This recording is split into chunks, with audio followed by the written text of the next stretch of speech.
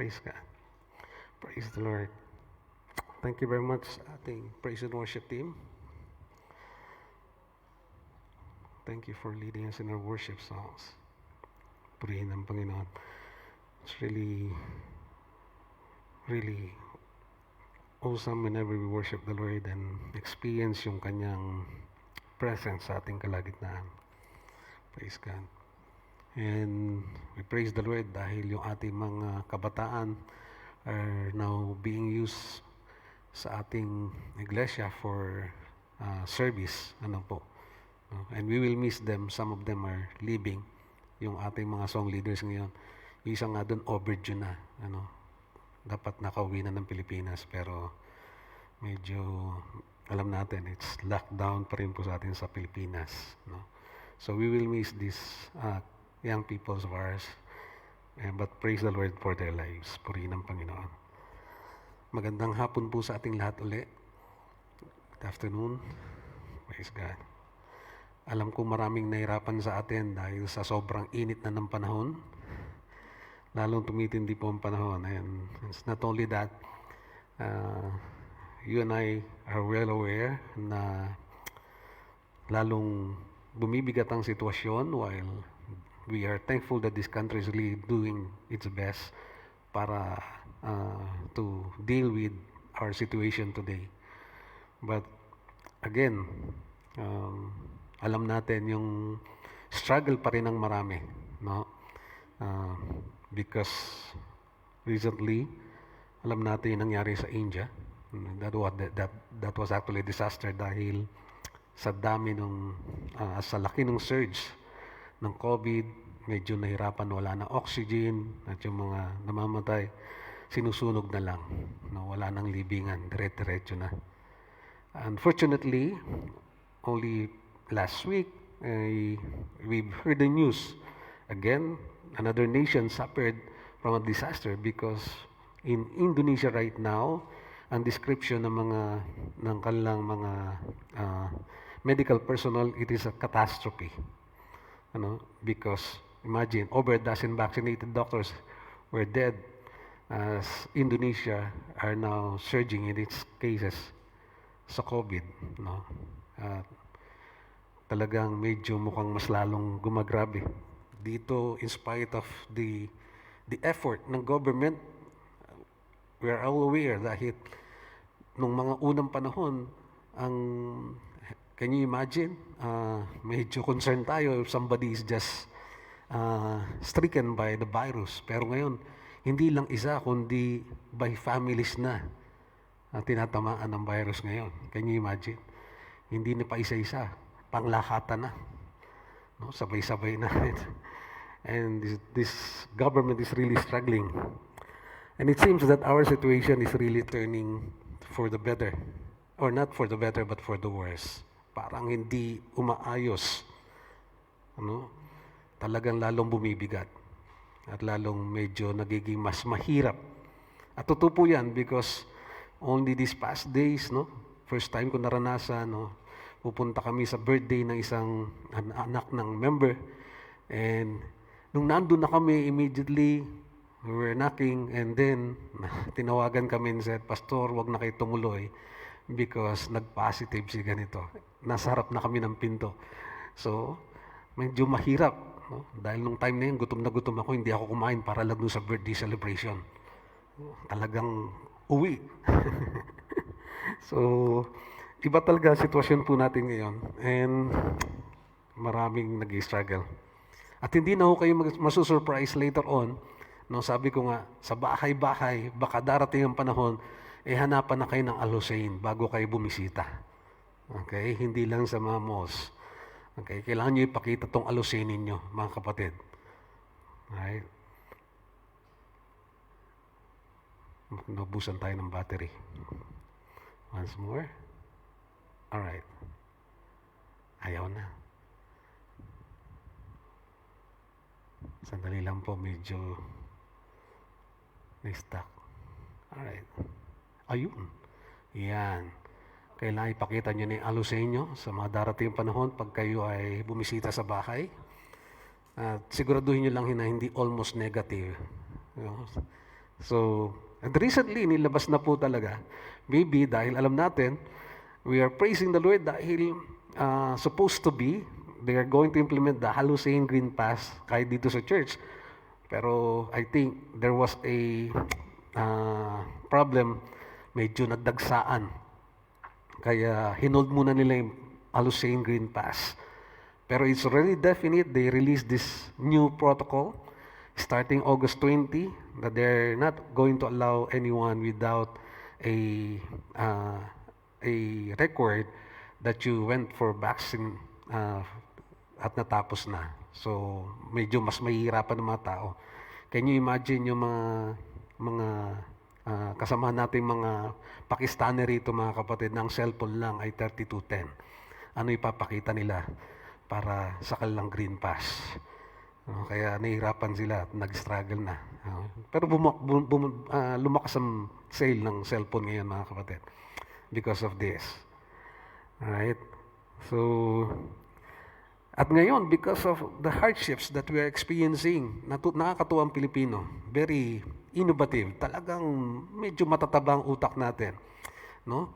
Nire-recognize na ngayon na kapag ikaw ay nakalagpas sa sobrang hirap, lalo na kapag ikaw ay dumaan sa infection at nakatapos ka ng quarantine, you are being recognized now and being honored. Binibigyan ka na ng parangal. Kapag nakatapos ka ng quarantine. We learn to appreciate this. So, tingnan nyo naman. For passing or completing the 28 days of quarantine, parang graduation na rin dahil maraming hindi nakaranas ng graduation. At least dito maranasan mo man lang. This is how we treat yung ating sitwasyon because of the hardships that we are experiencing today. And true enough, life is becoming more difficult. And even trusting God seems to be a challenge para sa mga tao ngayon. Yung pagtiwalaan ng Panginoon, parang it's really a challenge. That's why this month, our team is releasing our faith in God.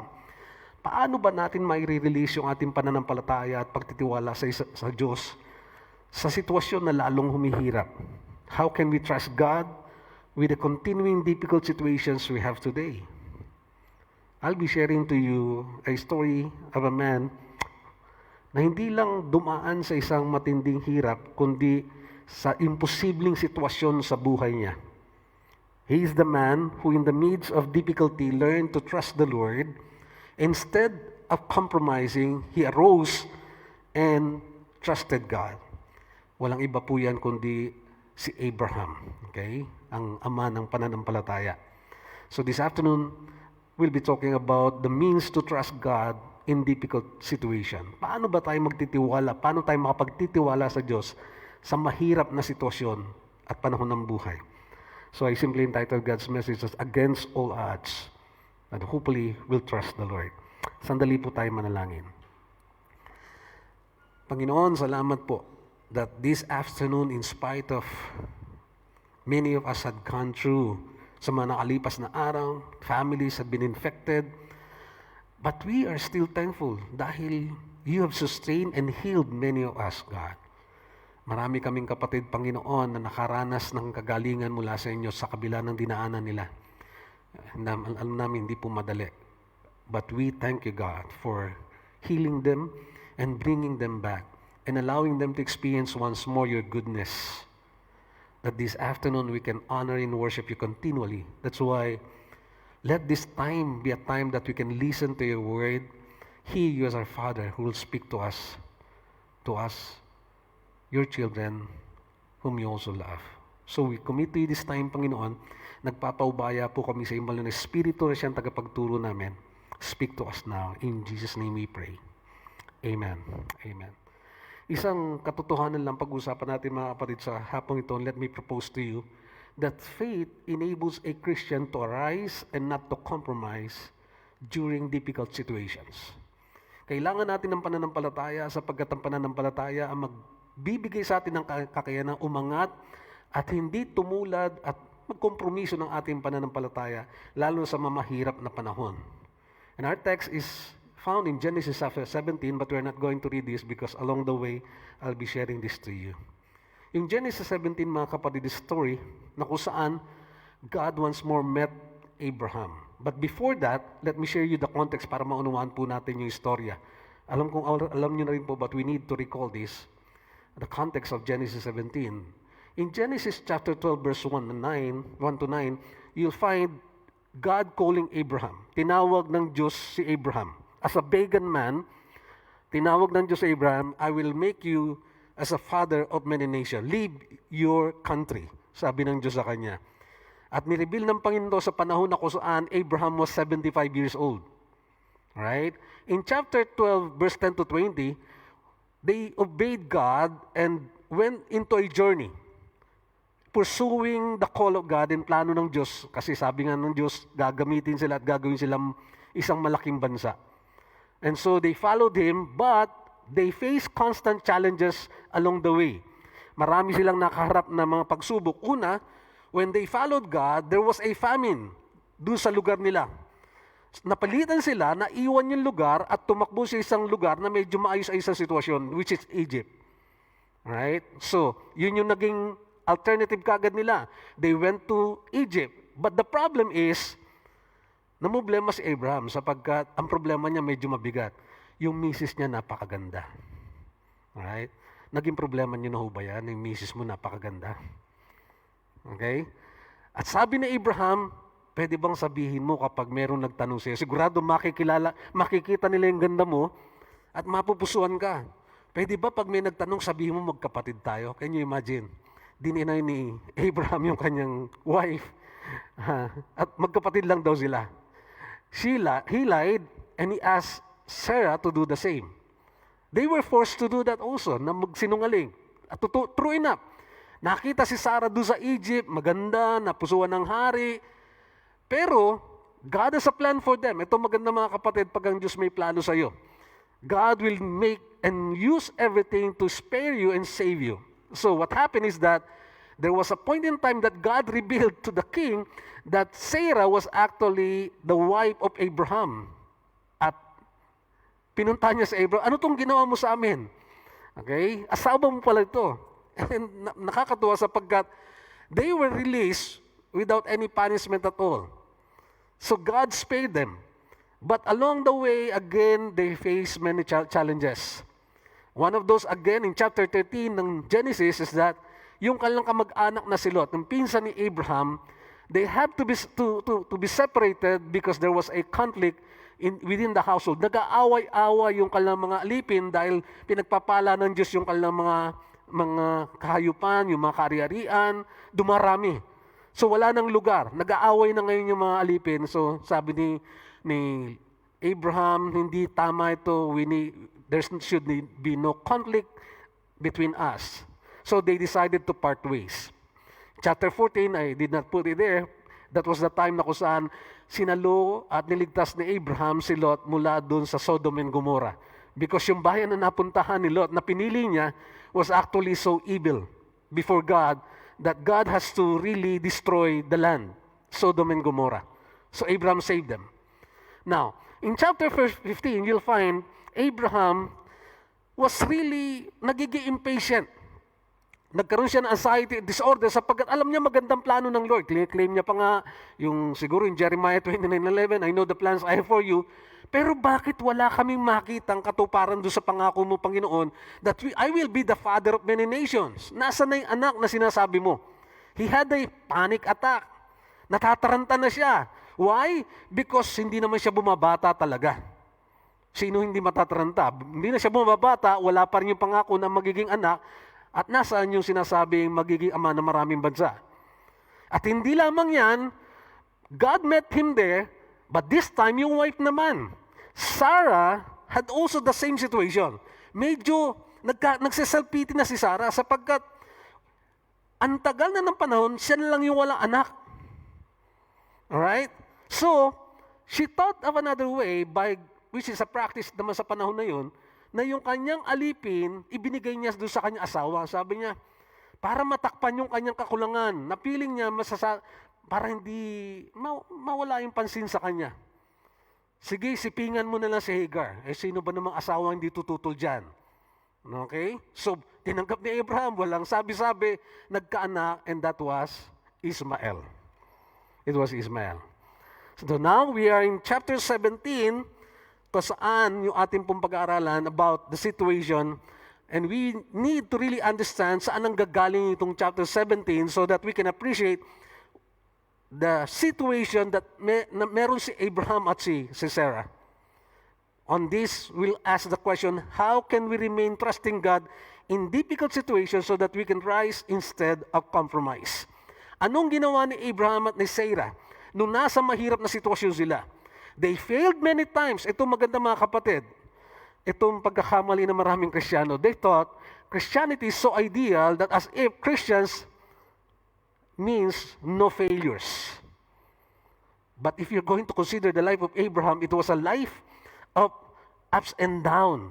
May mga failures siya. Nagsinungaling nga, binentay asawa. Imagine dito, nagkaanak pa sa alipin. And yet still God has never changed His plan. Still going to use him as the father of many nations.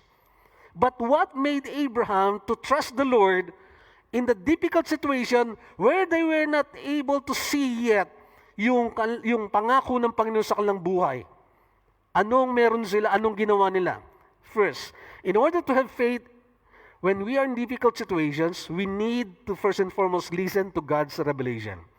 Listen to God's revelation. Kailangan marunong tayong makinig sa sinasabi ng Diyos.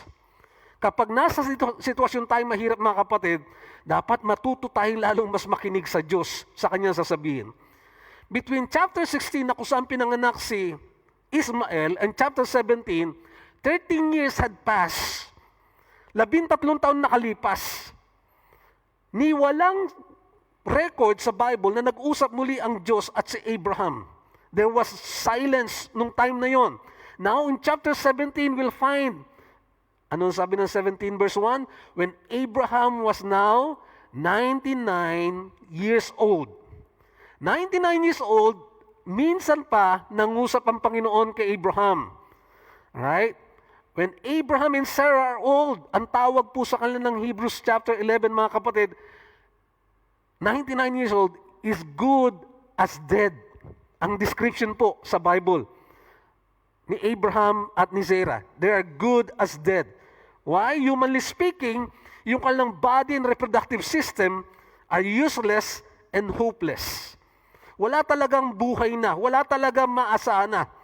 Siguro kung masasabi nyo noong mga panahon na yon, yung obigay ni siguro ni Sarah na siguro dapat pagpapatingnan niya, nag-retire na. Sa sobrang tagal. Kaantay kay Sarah. Yung siguro midwife na dapat mag-assist sa panganganak niya, wala na rin, natigok na siguro. Right? Sa tagal ni Sarah, sa kakaantay sa kanya. Because again, Sarah this time was actually already 90 years old, while Abraham is 99. She was barren, she was old. And yet, God is again meeting them and telling them and revealing to them something. He's sticking with His plan. The good thing with God is that He's always willing to show up in a time na kung saan nasa mahirap tayong sitwasyon, nasa sitwasyon na para bang hopeless na, nasa sitwasyon na parang katapusan mo na. That was actually the feeling of Abraham and Sarah. Wala na. Because already 99 years old. Sabi diyan malinaw. But God revealed first and foremost His person and His power to Abraham. Sabi ng verse 1:17, when Abraham was 99 years old, the Lord appeared to Abraham and said to him, I am God Almighty. Sa Hebrew, it means El Shaddai. Okay? El Shaddai. I am God Almighty. This was the first time na na-mention yung pangalan ng Diyos na El Shaddai kay Abraham. Now, the names of God in the Bible, mga kapatid, is a revelation ng kanyang nature, ng kanyang karakter, at kung sino siya, at kung ano yung kaya niya. Hindi katulad dyan ng pagbibigay ng pangalan sa panahon natin ngayon, na kaya lang nagbibigay ng pangalan, una, para masaya, o para maalala, o para ma-associate lang sa nanay, o sa tatay, o minsan wala lang. Pero when The people in the Old Testament, in the Bible, are giving names. Even the New Testament, they'll give it to describe the person's character, the person's life. In fact, many times, yung pangalan ng tao will also tell the kind or destiny of that person. Ano yung magiging kinabukasan at kapalaran niya? Nasa pangalan ng tao. That's the reason why the names of God is very important, because God was actually going to reveal Himself to people like us, to people like Abraham. Kaya maunawaan nyo kung bakit mapapasin nyo, from time to time, there was a sudden change of name sa mga tao na ginagamit ng Panginoon. Like si Jacob. Remember? Ano ibig sabihin ng Jacob? Deceiver. When God dealt with him, his name was changed by God into Israel. Meaning, the guy or the man who wrestled with God. Sapagkat nakapag-wrestling siya sa Diyos at nanalo siya. His name was changed. Peter means rock. That's why God said, upon this rock, I'll build my church. Although the context is not actually Peter, because Petros, medyo maliit na bato. But God was referring to the bigger rock. Now, ang malaga po dito makita natin mga kapatid is that, again, the names that is being used para sa mga tao in the Bible times were actually identification ng kanilang nature, ng kanilang character, at ng kanilang destiny. And here is Abraham. God is now introducing another name to him, El Shaddai. God was actually introducing slowly Himself to Abraham. Dahan-dahan niyang tinuturo at pinakikilala yung sarili niya kay Abraham. At the onset, nagpakilala na siya kung sino siya. I am your shield, I am your protector, I am your refuge. But this time, God is now introducing another new name, which is El Shaddai. Because, remember, mga kapatid, si Abraham was not actually wala pang tinatawag na mga Hudyo noon. Abraham is still a pagan person, just called out by God to follow Him and obey Him and trust Him. So this time, tinuturuan at pinapakilala ng Diyos si sarili niya kay Abraham. This time, ipapakilala niya yung sarili niya bilang the Almighty God. Tinuturo ng Diyos kay Abraham, yes, matanda ka na. Marami kang kapalpakan sa buhay. Marami kang ginawang kalokohan. Nagkompromiso ka pa ng pananampalataya mo. Pero, kaya ko pa rin kumilos sa buhay mo. I will still fulfill my plan to you and do something impossible which you cannot even imagine. Because I am El Shaddai, I am the God Almighty. Ako yung Diyos na makapangyarihan, gumagawa ng himala, at kaya magbago ng buhay ng tao. God is El Shaddai. That was actually the way God was introducing Himself to Abraham. I am the Almighty God. Because remember, at this time, halos Abraham was already convinced, and even Sarah, there's no hope for bearing a child. Nakumbins na nila yung sarili nila, sa puso nila, wala talagang pag-asa. But God met them at the time na kung saan hopeless na sila, 99 and 90, with bodies that are ready, sabihin natin, not anymore fit for bearing a child. Because God will definitely show that He can do it. He can still show miracles, make miracles, and fulfill His promise to Abraham and to Sarah. God was slowly teaching Abraham about that God is Almighty. Now, ganun din mga kapatid, if you're going to consider the life of the Lord Jesus Christ, that's why pareho sila ng way ng Panginoon, Jesus Cristo. Remember the disciples? Nakasama niya lang ng 3 taon, but every day, tinuturuan ng Panginoon Kristo yung kanyang maalagad, at pinakikilala niya kung sino siya. Kahit sa ilang taon ng panahon ng kanilang buhay, may mga pagkakataong nakakalimutan nila kung sino talaga siya, at kinakailangan ipakilala ni Jesus kung sino siya sa kanila. For 3 years, that Jesus was with disciples. And there was a time na kung saan namangha yung mga alagad, and that was a time na alam natin, when Jesus was actually stilled the waves of the sea.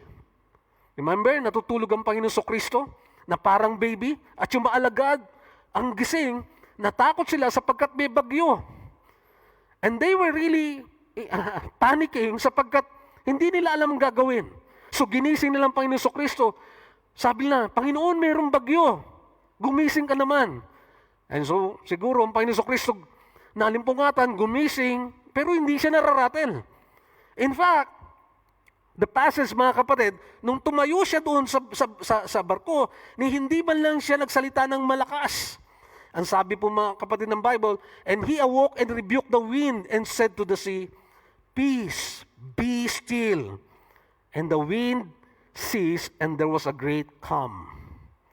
Hindi kinakailangan sumigaw ng Panginoon Kristo at magwala. Simply commanding the sea to be still. And it happened. Hindi ko lang alam kung kasama pa dyan yung inawit ni Celine Dion na inunat niya yung kanyang kamay. Na para bang Titanic. But here is also an incident, mga kapatid.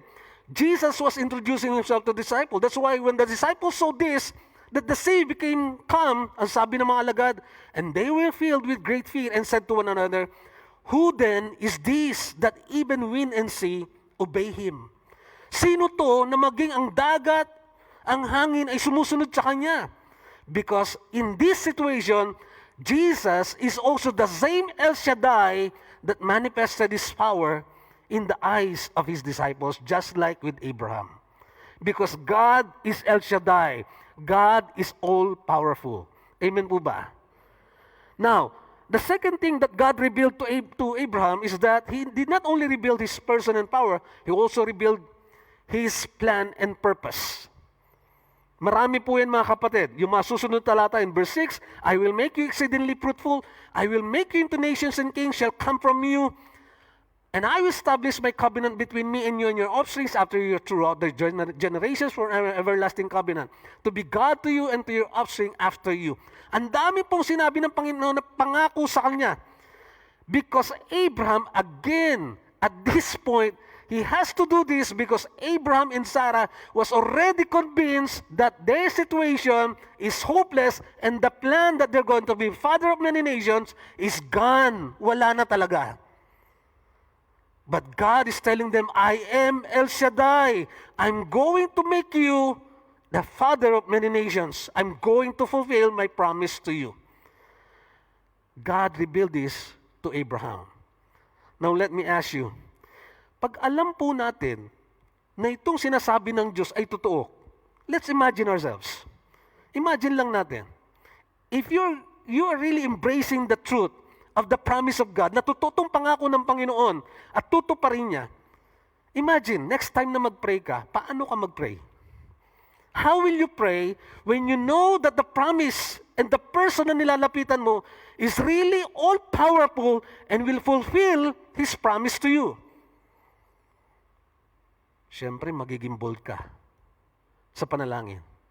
Magiging confident ka. Amen po ba? Di ba? Kapag alam mo na yung nilalapitan mo, sigurado to. Lalapit ka na merong confidence. Unfortunately, mga kapatid, sometimes when we ask God something for prayer, even before we end, we already have in our mind an alternative plan if God will not reward us and grant our requests. Here's the sad part. Marami sa ating paglapit sa Diyos, pag nanalangin ang tao, hindi pa man natatapos yung panalangin mo, iniisip mo na ano yung alternative na plano kapag hindi binigay sa akin ng Diyos to. Do you think that is an attitude and action of trust? Kailan natin ginagawa yan? Di ba? Kapag gipit na gipit ka. Lord, kailangan ko po talaga. Kailangan lang po may padala pambayad sa Pilipinas.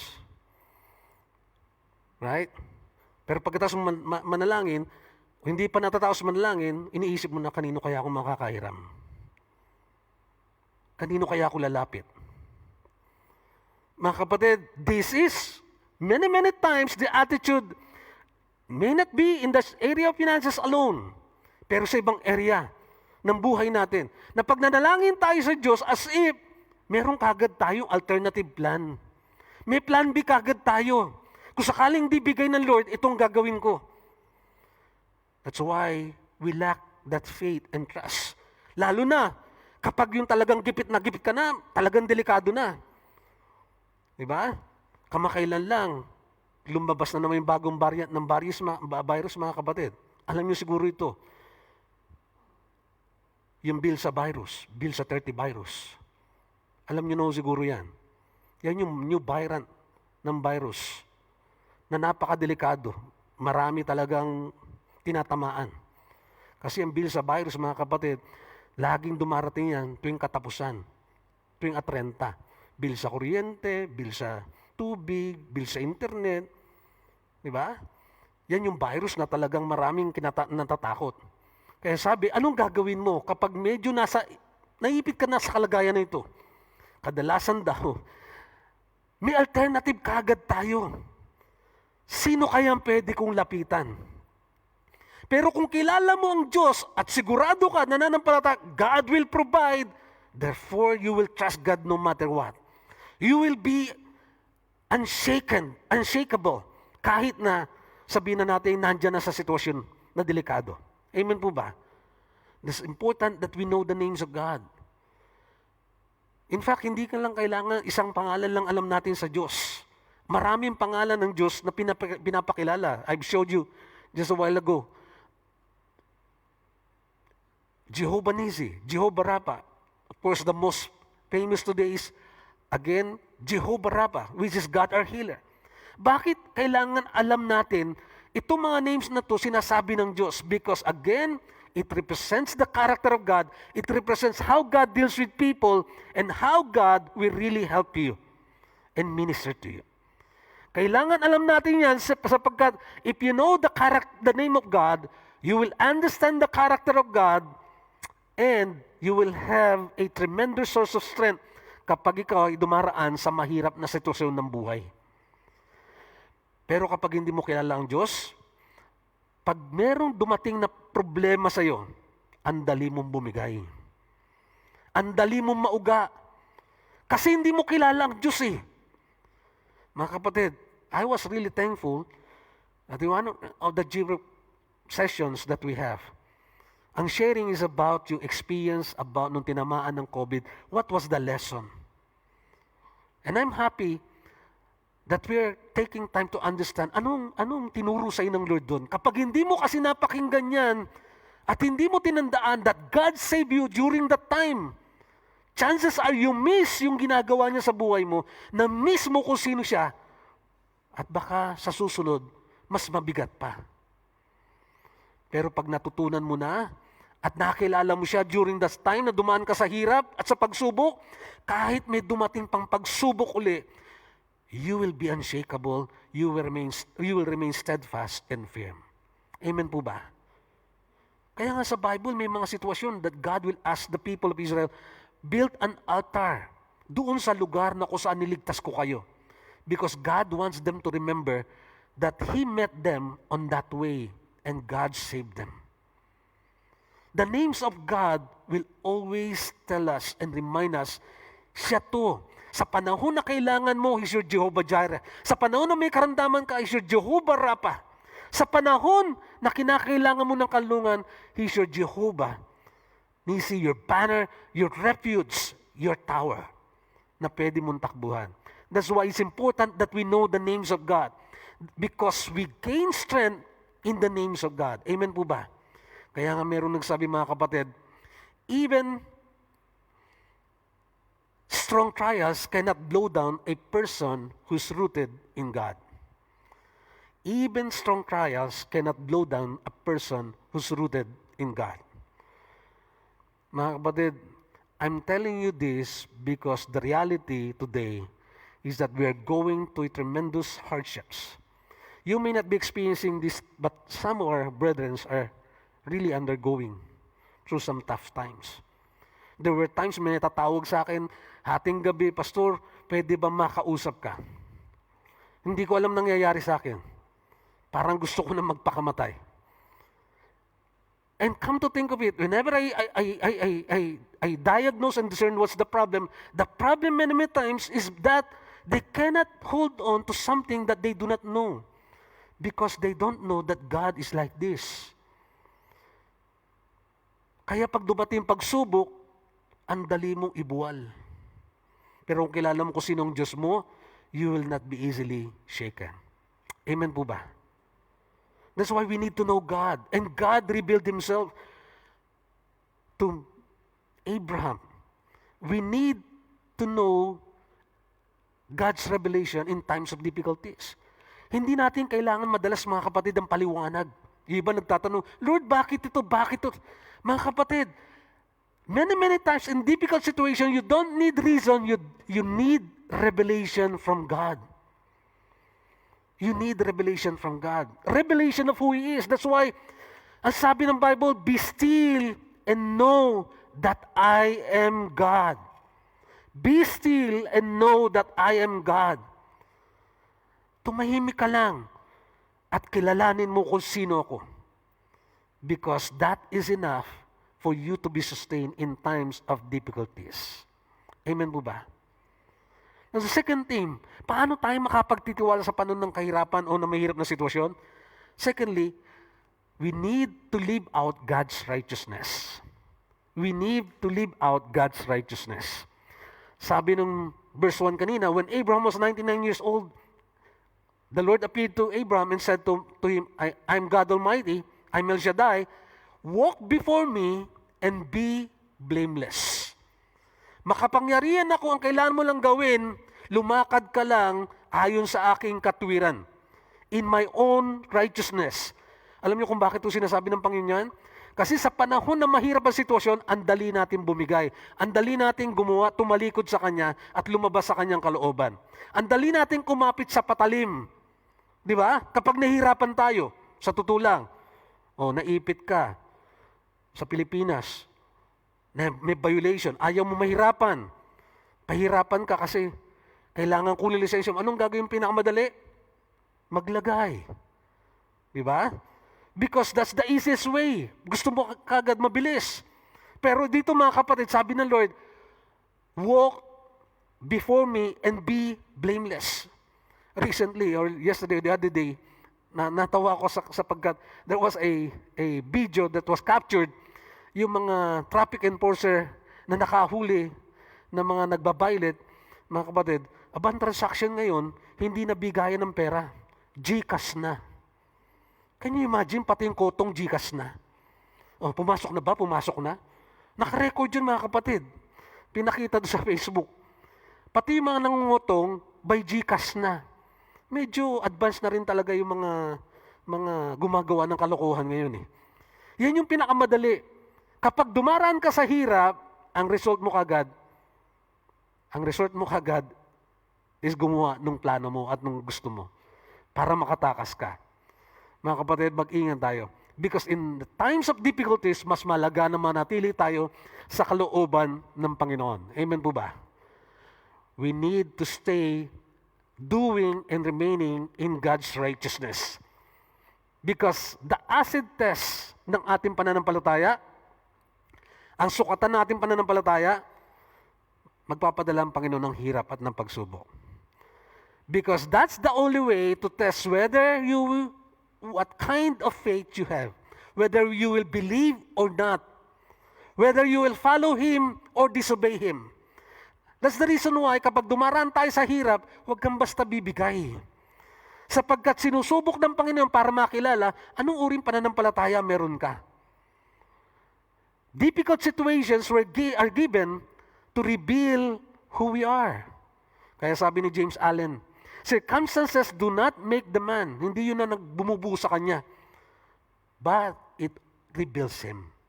Pinapakilala ko sino siya. Anong uri ng pananampalataya meron ka? Matatag na ba? O mahina pa? Madali bang bumigay? O kaya mo nang sumangga na anumang bagyo sa buhay? That's why living righteously by faith, kinakailangan para makapamuhay tayo sa katwiran ng Diyos, may dalawang bagay. First, we need to be changed in our identity. Binabago ng Panginoon yung ating identity una sa lahat. Because we cannot change ourselves without changing first our inner being. Hello. Hindi tayo, wala tayong kakayanan magbago sa sarili natin hanggat di binabago ng Panginoon yung ating kaibuturan, yung ating puso. Because time and time again, kapag panlabas lang yung pagbabago, superficial yan. Babalik ka rin sa dati. Pero kapag ang nasa loob mo ng binago ng Panginoon, it will just come out naturally. That's why, pansinin niyo mga kapatid, si Abraham, when God asked them, walk before me and be blameless, anong ginawa ng Diyos sa kanila? Sabi ng Diyos, no longer shall your name be called Abram, but your name shall be Abraham. Okay? Parang simple. Bakit pinalitan pangalan? Kasi yung Abram, nung panahon na to, kapampangan pa si Abraham. Wala pang H. Naging Arabo na, kaya may H na Abraham. Hindi po. Abram means exalted father. Exalted father. And Abraham means the father of a multitude. Anong sense niyan? Because before, ang concern is just for himself to be exalted as a father. This time, God would like him to be used as a blessing. Alright? Nakikita niyo po, dati tungkol lang sa kanya. Ngayon gusto ng Lord, gamitin siya para maging pagpapala. That's why he's going to be Abraham, the father of a multitude. Same thing with Sarah. Before, ang pangalan niya ay Sarai. Okay? Pinalitan ng Sarah. Yung Sarai, ang ibig sabihin, may princess. A sense of personal ownership.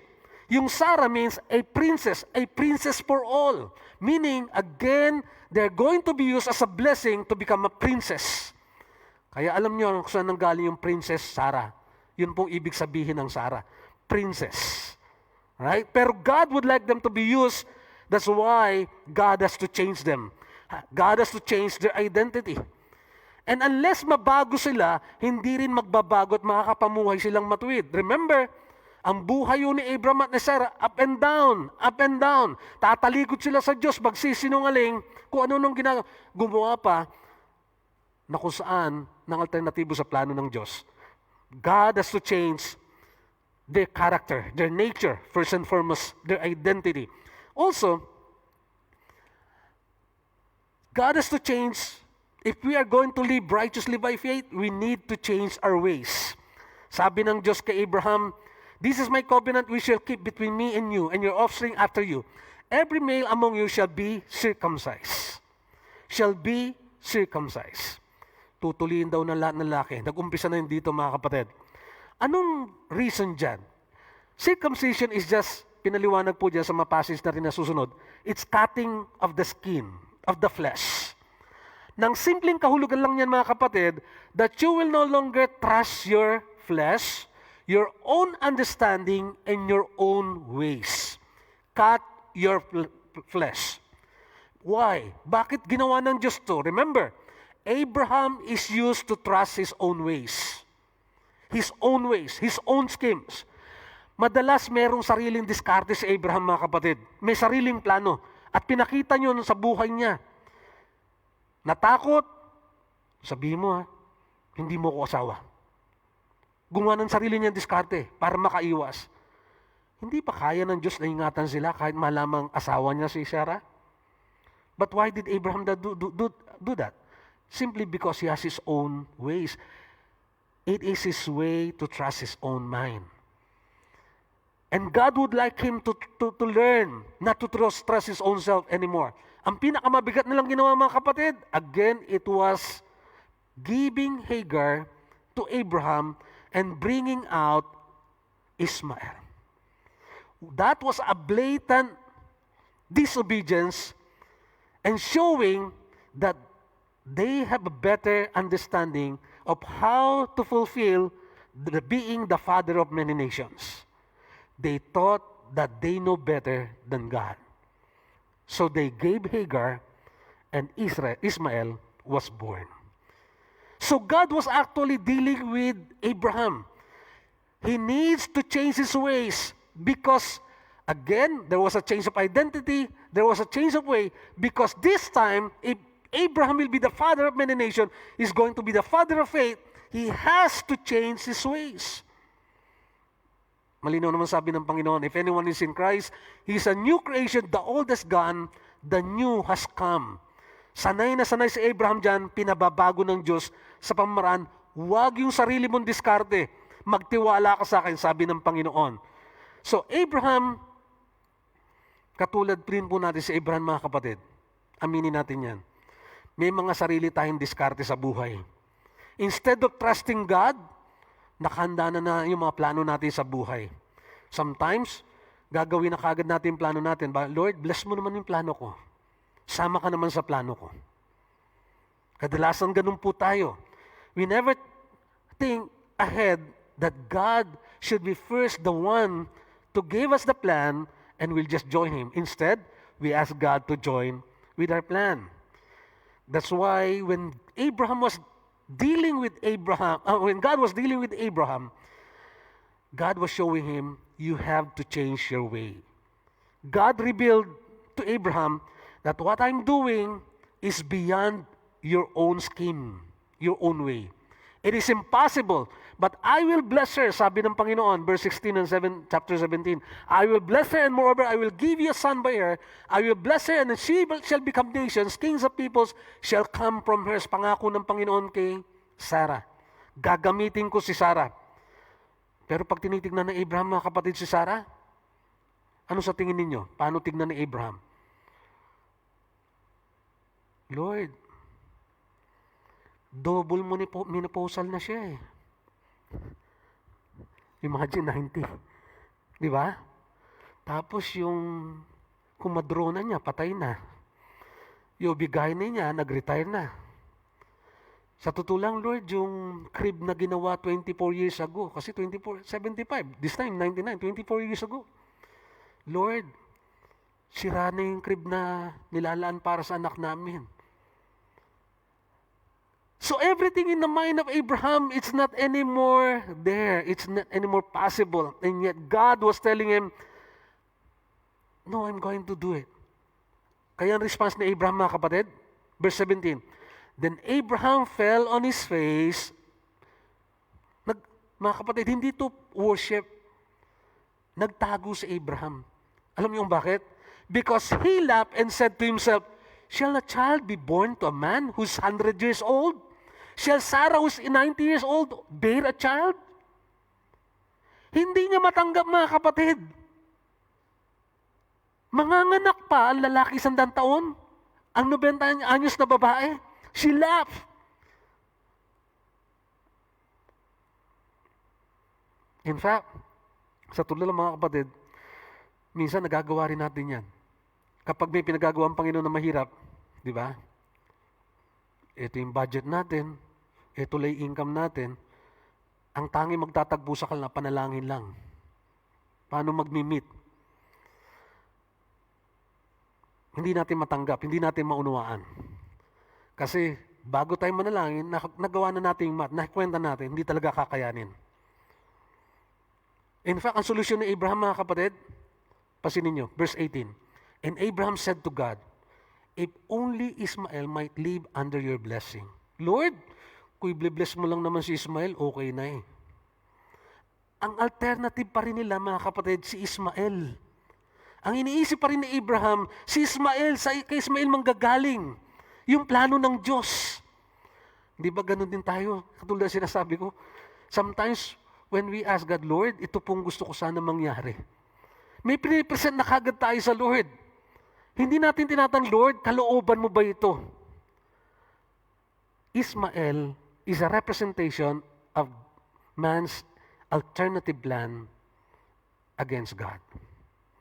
Anong Ismael mo sa buhay? Anong plano mo? Hiwalay sa Diyos. Okay? Lord, baka siya na to gwapo eh. Gaganda lahi ko dito, Lord. Di ba? Tsaka huli na eh. Mukha naman siyang Christian, Lord. Pag bumahing siya, bless you. Pag nadapa siya, Sus Mariosep. Aba, kompleto. Sus Mariosep. Christian naman, Lord. Baka ito na yan, Lord. Bless mo naman. Mga kapatid, Sarah had the same response. Alam this, she laughed. Tumawa din si Sarah, mga kapatid. Sino man di matatawa pag ganyang katanda na? But I tell you, I'll end on this. Kulang po tayo sa panahon. Itutuloy niya susunod kabanata. Mga kapatid, anong plano na i-present natin sa Lord as an alternative sa gusto niya? If we want to really trust the Lord in difficult situation, we need to listen to His revelation and live in God's righteousness. Amen po ba? Tayo po yung manalangin. Hallelujah. Lord, salamat po sapagkat sa hapong ito pinalalahanan mo kami mahirap ang sitwasyon, and yet ang tawag mo sa amin, Panginoon, ay hindi talunin ng mahirap na sitwasyon, kundi umangat at magtagumpay. At mangyayari lang yan, Panginoon, kung makikinig kami sa kalooban mo, sa iyong salita, at ganun din, mamumuhay ayon sa inyong kalooban. Ang hiling ko, Lord, sa paglabas po namin sa lugar na ito, tulungan mo kami sa mga darating na araw na pakinggan ka. That we'll really take time to listen to you. Ano pong nais mo sa amin sa sitwasyong itong dinadaanan namin? Sa amin personally, sa mga buhay po namin. Why did you allow us to go through these tough times? I pray, pagpalain mo po kami, samahan, basbasan, Panginoon, sa lahat ng aming gagawin as we allow you to take control of our lives. Again, binabalik po namin lahat ng papuri sa inyo at lahat ng pasasalamat sa hapong ito na aming pagsamba sa tanging pangalan ni Jesus. Amen. Amen. God bless you all. Pagpalain po kayo ng Panginoon. And let's just give unto the Lord whatever we can offer to Him that He has also given to us. God bless you all. Pagpalain po.